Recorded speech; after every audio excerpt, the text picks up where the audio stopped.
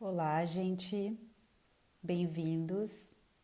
Hoje a gente está em mais uma live e a convidada de hoje é a doutora Maria Lúcia Lopes, para a gente falar sobre os sintomas oculares relacionados com as doenças reumáticas, especialmente a síndrome de Sjögren, que é uma doença autoimune que causa sintomas oculares e está muito relacionada com várias doenças, outras doenças reumáticas autoimunes. A doutora Maria Lúcia já entrou aqui. Ela é membro da comissão de síndrome de Sjögren da Sociedade Brasileira de Reumatologia. Ela é professora de reumatologia da Universidade Federal de Ciências de Saúde de Porto Alegre e ainda é preceptora de reumatologia da Santa Casa de Porto Alegre. Eu vou convidar ela aqui. Vamos ver se a Milu, ela gosta muito de ser chamada de Milu. Vamos ver se ela consegue entrar aqui na nossa live.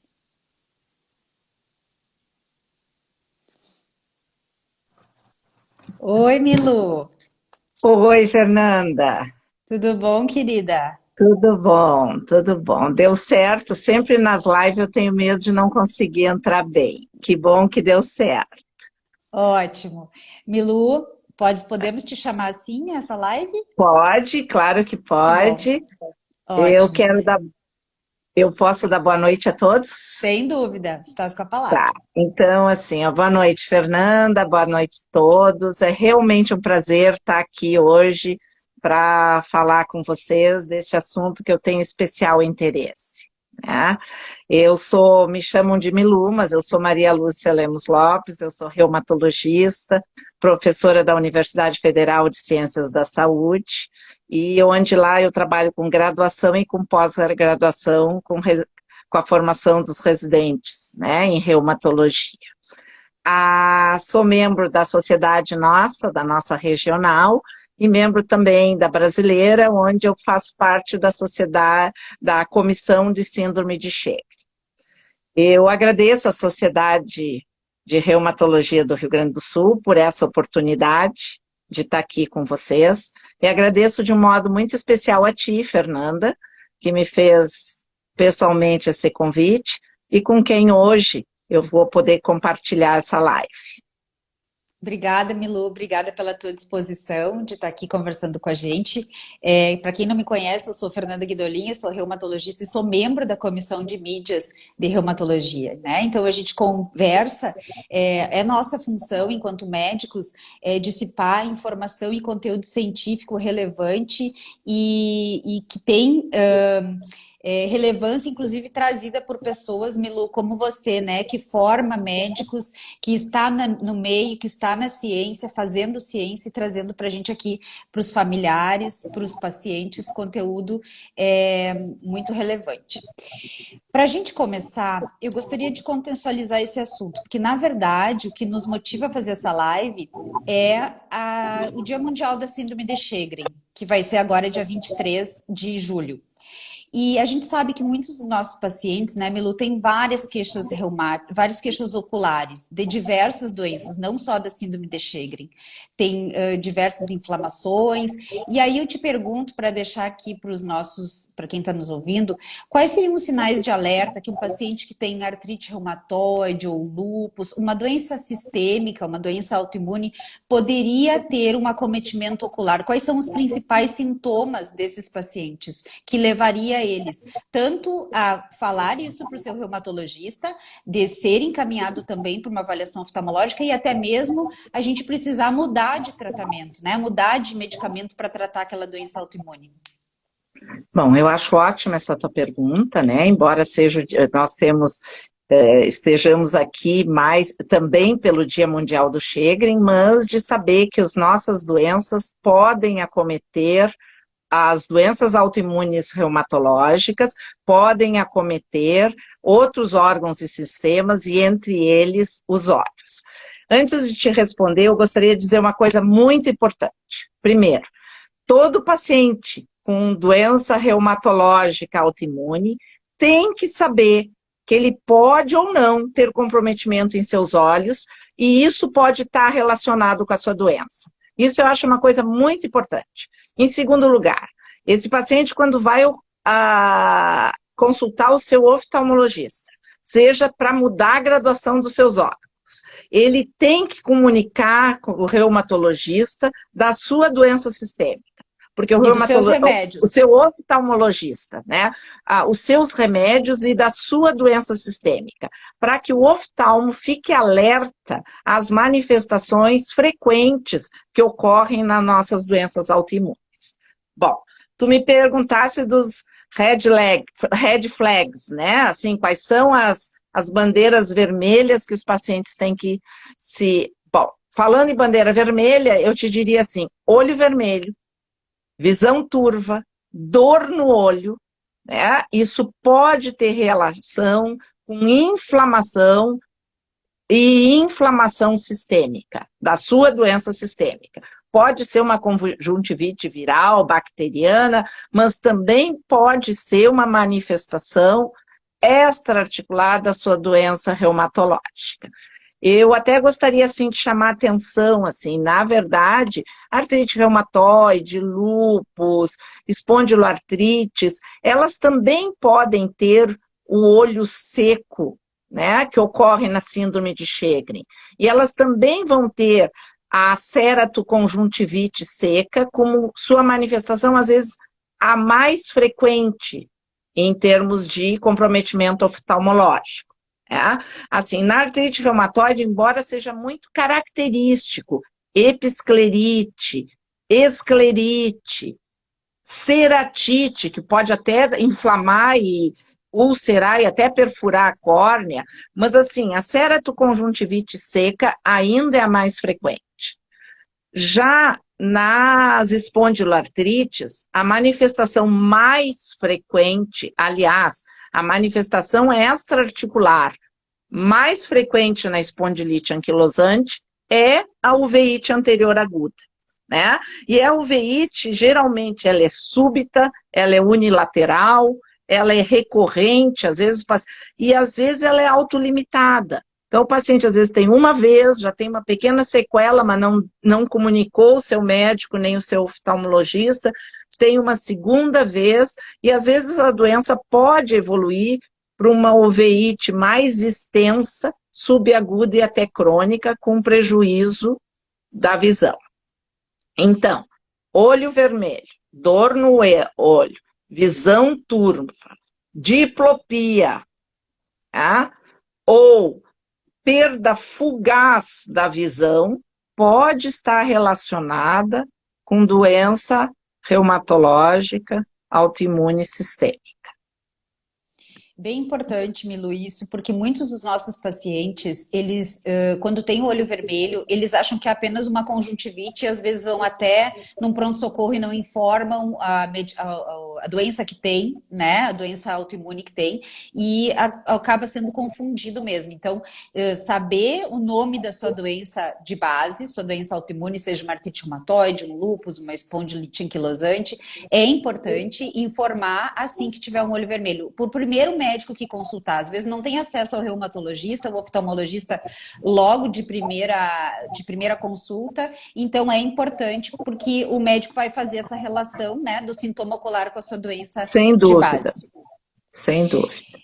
E falando em olho seco, né? A síndrome de Sjögren, ela é uma síndrome que causa olho seco, né? E o paciente acaba tendo olho seco por uma sensação, às vezes, de areia no olho, de falta de lubrificação no olho, mas tem várias outras causas de olho seco antes mesmo da síndrome de Sjögren. Até porque a síndrome de Sjögren acomete mais mulheres naquela idade ali de perimenopausa, e a própria menopausa pode causar sintomas oculares também, como olho seco. Então, eu gostaria que tu nos informasse aqui, para quem está nos ouvindo e quem vai nos ouvir depois, porque essa live vai ficar gravada, Milu, quais seriam os principais diagnósticos diferenciais do olho seco? Tá, muito boa a tua pergunta. Na verdade, olho seco necessariamente não quer ser, não necessariamente é doença, né? Como tu mesmo disseste, no período perimenopausa e o próprio envelhecimento, nós podemos ter uma diminuição de produção de lágrima e ter o olho seco. Então, assim, ó, primeiro, é uma queixa muito frequente, mas é muito inespecífica. Na verdade, a gente costuma dividir o olho seco em dois tipos. O olho seco evaporativo, que é aquele olho por perda da qualidade da lágrima, que é o olho seco mais frequente. Em 80% dos casos, o olho seco é evaporativo, a lágrima não cumpre totalmente a sua função. E isso, o que pode acontecer geralmente? É por complicação ou por insuficiência das glândulas sebáceas que nós temos no olho, que causam a meubomites, né, inflamação, e nós temos uma lágrima incompetente, vamos dizer assim. É Causa como se disso. evaporasse tudo, né, Milu? Tem as Exatamente, por isso, camadas, e aí a camada de gordura não perfeito. segura, sai a camada de gordura e evapora a lágrima que é Perfeito. Então, aquosa, assim, né? a lágrima em si dura menos tempo na sua lubrificação a cada piscada, tá? Esse a gente chama o olho seco evaporativo, que não necessariamente é doença e que é o mais frequente. Quem é que pode causar? A idade. Algumas drogas causam isso, como os antidepressivos, antihipertensivos, diuréticos, hipnóticos, antialérgicos, tudo isso pode causar um olho seco evaporativo. Já o olho seco por insuficiência lacrimal, por deficiência aquosa, ele é por comprometimento das glândulas lacrimais. E esse realmente está mais frequentemente ligado a algumas patologias. Não necessariamente reumatológicas. Nós podemos ter em algumas viroses agudas até, ou viroses mais crônicas, como o próprio HIV, como a hepatite C, com uma outra doença que se chama sarcoidose, pode dar olho seco. Já na síndrome de Sjögren, nós vamos ter um olho seco misto, né? Ele tem tanto deficiência da produção da lágrima, como da qualidade da lágrima. Por isso que nós temos, muitas vezes, sintomas mais presentes e mais sérios na síndrome de Sjögren. Isso. Explica pra gente, então, Milu, o que é a síndrome de Sjögren? Bom, então assim, a síndrome de Sjögren é uma doença autoimune, tá? Que se caracteriza basicamente pelo acometimento das glândulas exócrinas.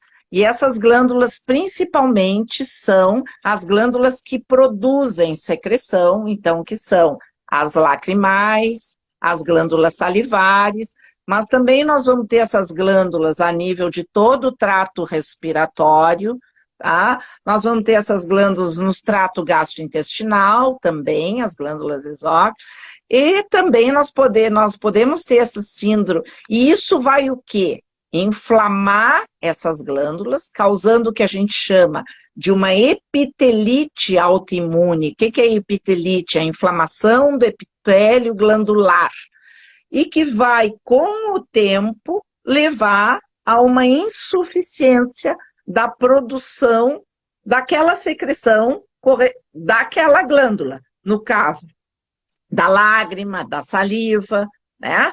Então, nós podemos ter o olho seco, que a gente chama, com o tempo a gente vai ter o olho seco, que a gente chama xeroftalmia, nós vamos ter também sintomas como a boca seca, que a gente chama xerostomia, nós podemos ter a xerotraqueia, né? A secura da traqueia e dos brônquios superiores, que isso muitas vezes dá uma tosse seca, né?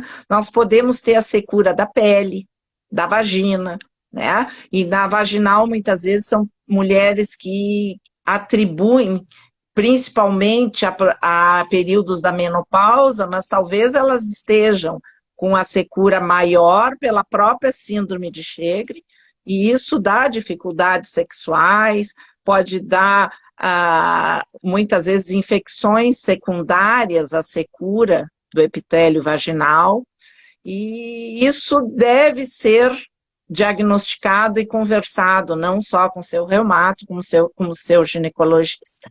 Esta doença que eu falei dessa a doença, essa síndrome seca, ela em mais de 50%, ela vem acompanhada de outras manifestações extraglandulares, né? Síndrome de Sjögren é uma doença sistêmica. E essas outras manifestações extraglandulares, elas podem, nós podemos ter comprometimento articular, pulmonar, cutâneo, envolvimento do rim, do sistema nervoso periférico, alterações hematológicas, e uma queixa muito frequente na síndrome de Sjögren é a fadiga, né? Que às vezes até vem com um diagnóstico errôneo de fibromialgia, porque a fadiga e o cansaço é muito frequente na síndrome de Sjögren como manifestação sistêmica dessa doença. E aí, o tão complexo que muitas vezes é, né, fazer esse diagnóstico e até mesmo de suspeitar, né, dele, porque são sintomas que se parecem muito com os sintomas perimenopáusicos, são sintomas que se parecem muito com os sintomas de fibromialgia. Então, na verdade, tem que ter uma avaliação, muitas vezes, do reumato para conseguir ter uma forte grau de suspeita e investigar bem investigado esse doente, esse paciente, para chegar a esse diagnóstico. Existe um dado, Milu, eu queria ver se tu consegue confirmar que existe uma média de atraso de até 9 anos para fazer diagnóstico de síndrome de Sjögren em função de sintomas tão inespecíficos e se parecerem com tantas outras doenças, né? E então o mais importante, assim, dos sintomas que você falou, que eu gostaria de deixar aqui para quem está nos ouvindo, é que não é só apenas ter o olho seco, não é apenas ter falta de saliva, é ter sim envolvimento sistêmico, podendo atingir órgãos muito nobres como pulmão, coração e até mesmo rins, né? Então fazer o diagnóstico correto, o mais precoce possível e entrar com tratamento adequado é muito importante. E aí eu te pergunto o seguinte, já que é uma doença tão complexa e se parecendo com tantas outras, quais são as principais ferramentas, além desses sintomas clínicos, que a gente poderia usar para fazer investigação? Existe um exame, muitos pacientes perguntam, doutora, eu preciso de um exame para me dizer se eu tenho, então, essa síndrome de Sjögren ou não. Certo, então assim, a gente se baseia nesses sintomas de securas, né, olho seco, a parte clínica é muito importante da queixa do paciente, mas existem exames laboratoriais, exames de imagem e até mesmo a biópsia de glândula salivar, que pode e que vem a contribuir muito na confirmação do diagnóstico, certo?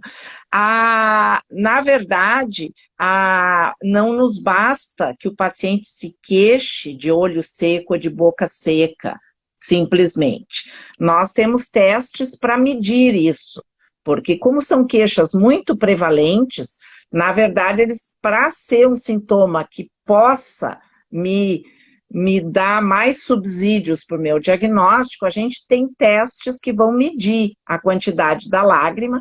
Existe um teste que nós mesmos, reumato, podemos fazer no consultório, que é o teste de Schirmer, ou pedir para o oftalmologista que faça, além da avaliação da qualidade da lágrima, além da avaliação se o epitélio está erosado, está alterado, que ele também faça esse teste de Schirmer.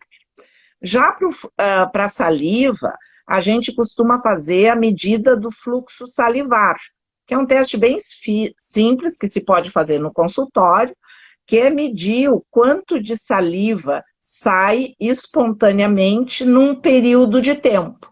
E essa medida tem um valor para a gente saber se ela tem boca seca realmente ou não, tá? Mas, embora com esses testes, para confirmação do diagnóstico, eu preciso ter a presença de um autoanticorpo, que é o anti-SSA, ou anti-RO, que infelizmente, ou felizmente, não sei, nem todo paciente tem.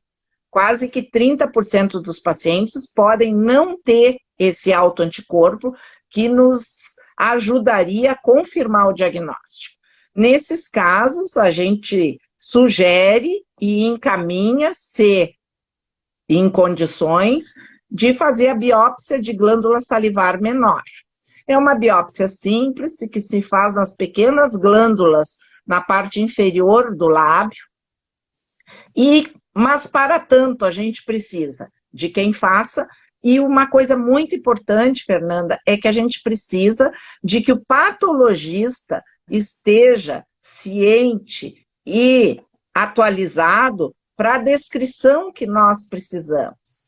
Porque, na verdade, haver uma alteração nas glândulas, isto pode ser muito inespecífico. Determinadas alterações na patologia que vão nos confirmar o diagnóstico de síndrome de Sjögren.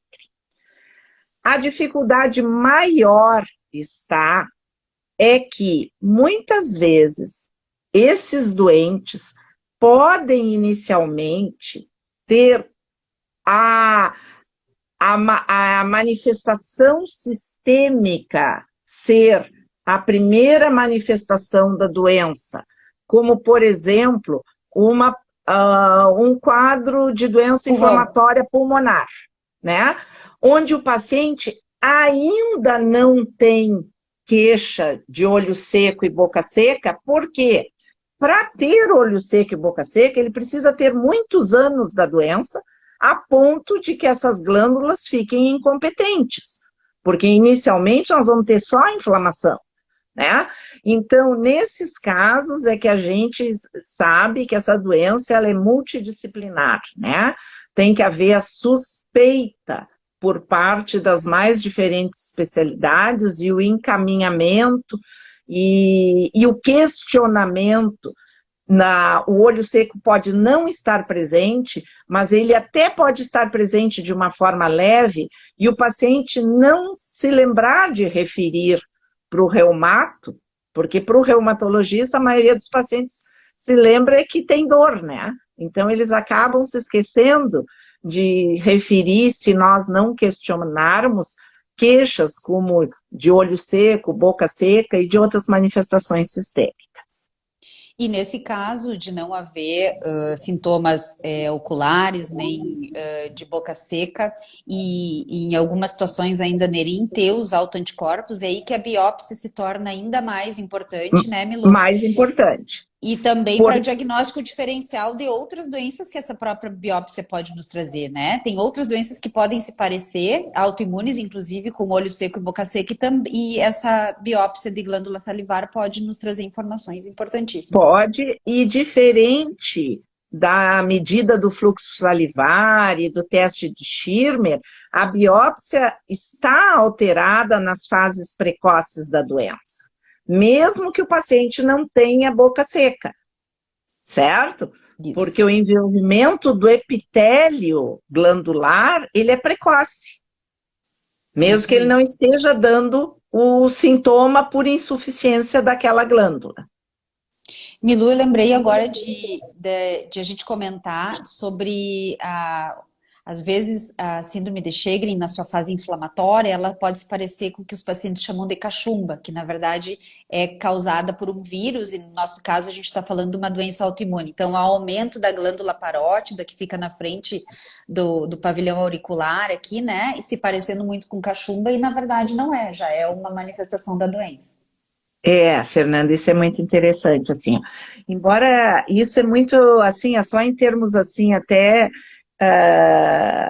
peculiares para eu te contar, assim, embora Sjögren seja uma doença onde a prevalência é maior entre os 40 e os 60 anos, nós podemos ter até síndrome de Sjögren na criança, nós podemos ter pacientes mais velhos, nós podemos ter em 30 anos de idade.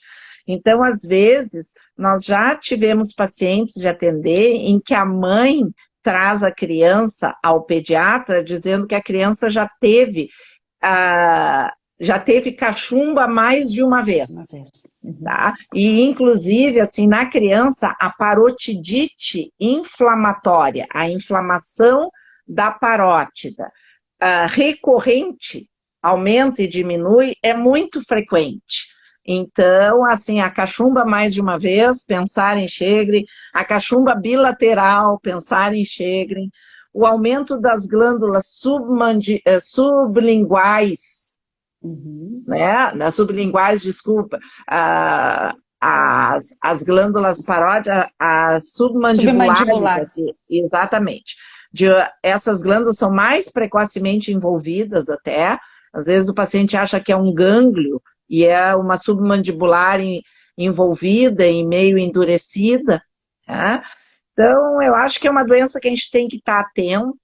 Se diz que teria uma prevalência de 1 a cada 1.000, hoje até se sabe que provavelmente é talvez a segunda doença mais frequente, ela é sim subdiagnosticada.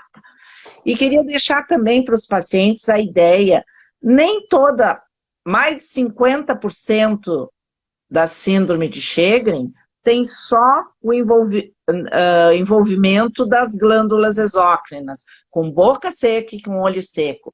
Nem sempre tem manifestações sistêmicas graves, né? E até é frequente manifestações sistêmicas que a gente diz assim, leves, porque elas não têm maior morbidade, como a fadiga, dores articulares, alterações cutâneas no Sjögren. É frequente no Sjögren nós termos, parecido como no lúpus, a fotossensibilidade, até lesões de lúpus subagudo. Às vezes a biópsia vem de lesão cutânea de lúpus subagudo. E, na verdade, é a alteração cutânea que pode ocorrer no Sjögren. Não necessariamente é de lúpus. Falando em tratamento, e como os maiores sintomas, então, são oculares e de boca seca, que tu nos diria, assim, quais as principais formas de tratar esses sintomas, Milu, de xerostomia e xeroftalmia, então? Bom, assim, infelizmente, a gente não tem um medicamento que a gente consiga, com evidência, coibir a progressão do envolvimento glandular, certo? Infelizmente. Já muito se tentou, até imunobiológico, imunossupressores, e, na verdade, tem pesquisas, tem drogas já em fase, não só experimentais, mas já com pacientes, mas ainda não se tem resultados realmente animadores. Bom, mas isso não quer dizer que nós não tenhamos tratamento e cuidados, né? Então, assim, ó, o olho seco, na verdade, se usa muito as lágrimas artificiais, até lágrimas feitas do próprio soro do paciente. A gente já tem usado colírios que se chamam autólogos, que são mais efetivos do que as lágrimas artificiais. O importante, às vezes, o paciente diz para nós, não, mas eu não preciso pingar porque não me incomoda. Ele precisa pingar porque a secura leva à infecção até bacteriana, leva à erosão, mesmo que não lhe incomode.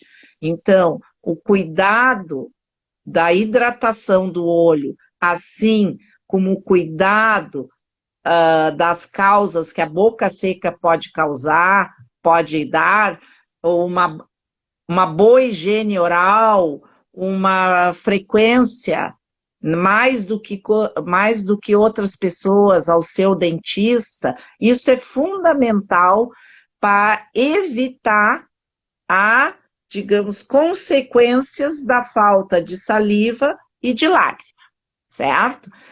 Mas existem medidas muito importantes que a gente chamaria assim não farmacológicas, certo? Que são as medidas que eu vou cuidar do meu olho, que ele não seja, digamos, agredido por fatores externos. E quais são esses fatores externos do nosso dia a dia?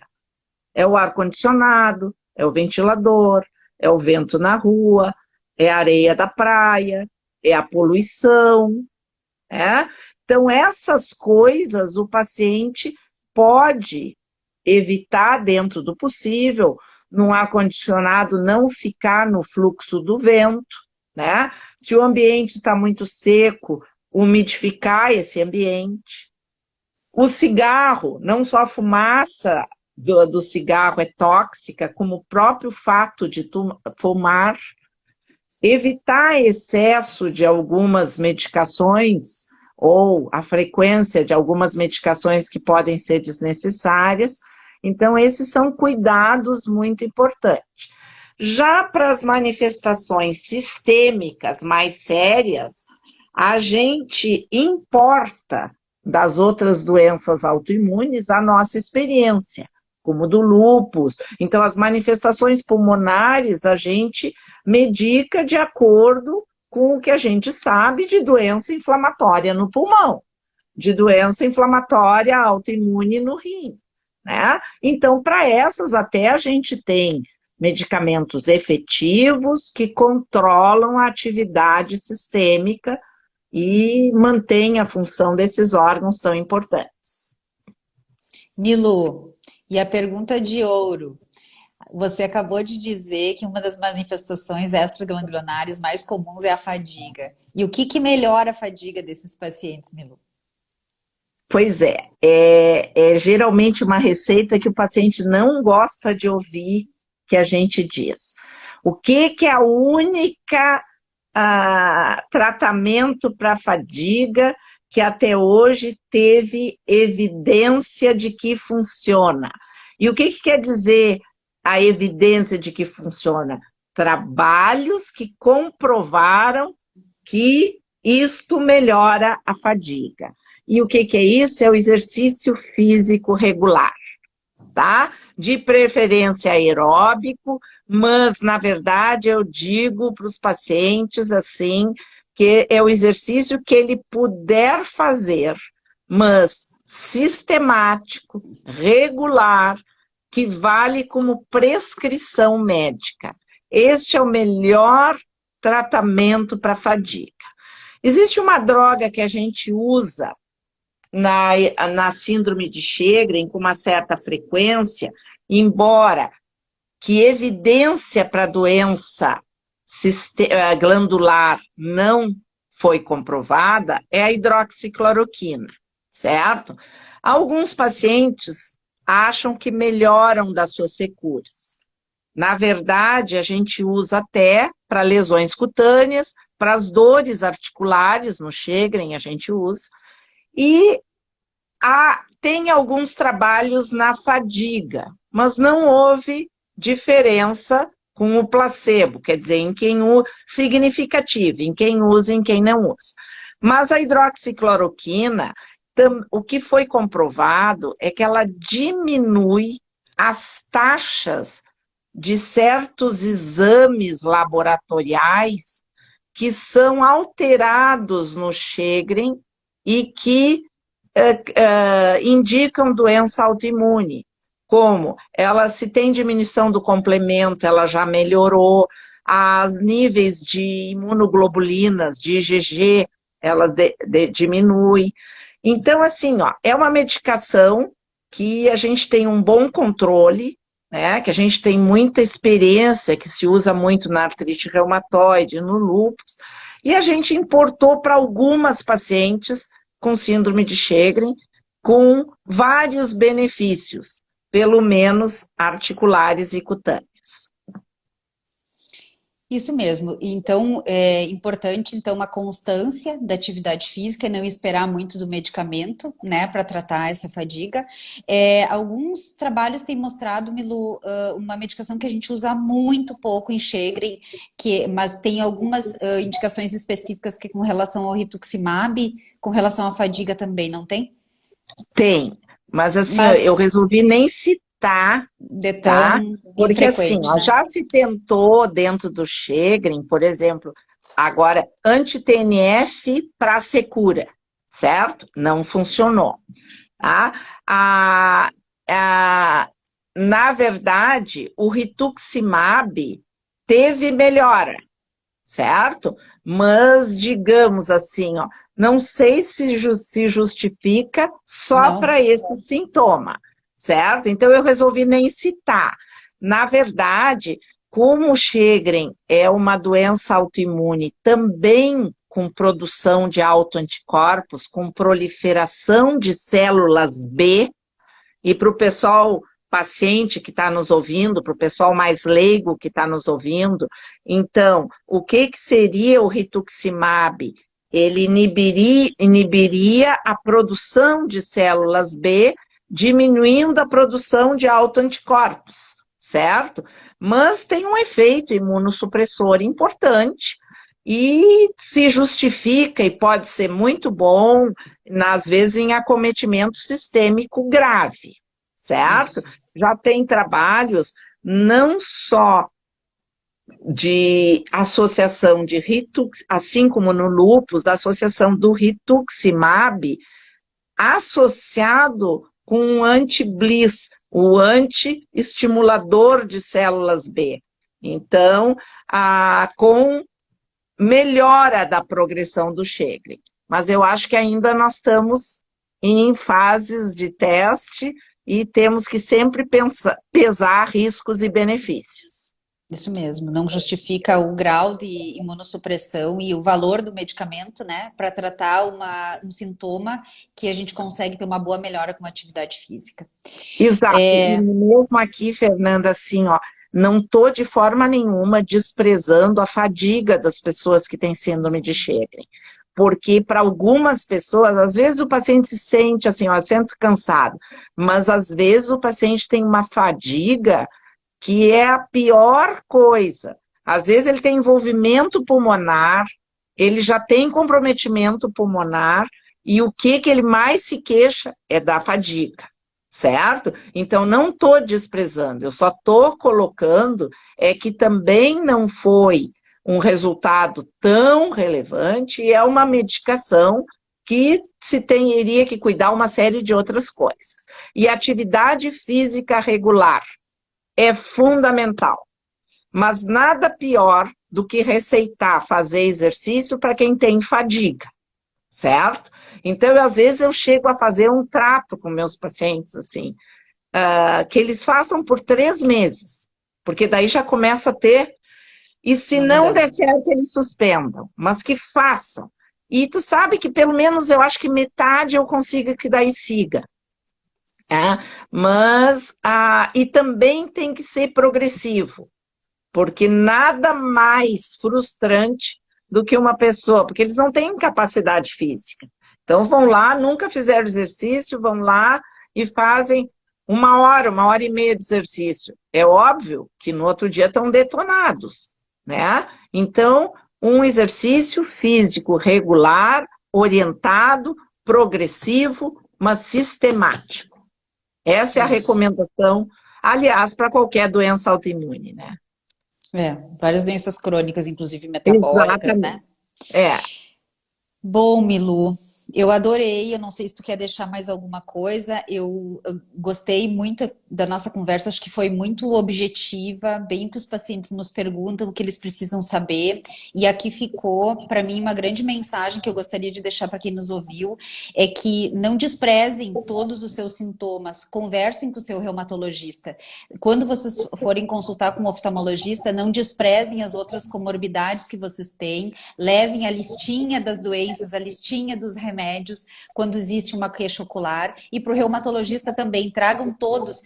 Muitos médicos não gostam, mas eu gosto que meus pacientes listem e tragam as listinhas de tudo que estão sentindo, porque muitas vezes a chave do diagnóstico está nessas conexões de todos esses sintomas. E a última coisa é que tratar a síndrome de Sjögren é um trabalho conjunto, multidisciplinar, principalmente envolvendo o oftalmologista e os odontologistas, né, Milu? Isso. Talvez como mensagem para os colegas que estão nos ouvindo e até para os pacientes se acharem no direito disso, eu diria assim, ó, vamos deixar espaço para o paciente falar, para o paciente se queixar do a mais do que nós estamos perguntando. E para os pacientes, conversem realmente com seus médicos, há queixas outras, e se isso não for relevante, cabe ao profissional deletar, não a vocês terem a preocupação de serem sucintos e objetivos nas suas queixas. Eu acho então que é isso. tá? Foi um Maravilhoso. prazer estar aqui com vocês, tá? Poder falar desse assunto que realmente eu gosto muito, gosto muito do que eu faço, e em especial, de uns anos para cá, me dedico bastante à síndrome de Sjögren, né? Dentro da comissão de Sjögren da nossa sociedade brasileira, e te agradeço muito o convite de poder hoje desfrutar contigo deste tempo. Muito obrigada, Milu, em nome de toda a Comissão de Mídias da Sociedade de Reumatologia do Rio Grande do Sul, e em nome também do Clayton Brenol, que é o nosso presidente, eu te agradeço por ter estado aqui com a gente e trazer informações tão relevantes. Boa noite e bom descanso. Até a próxima. Boa noite a todos e muito obrigada pela oportunidade. Até logo. Tchau.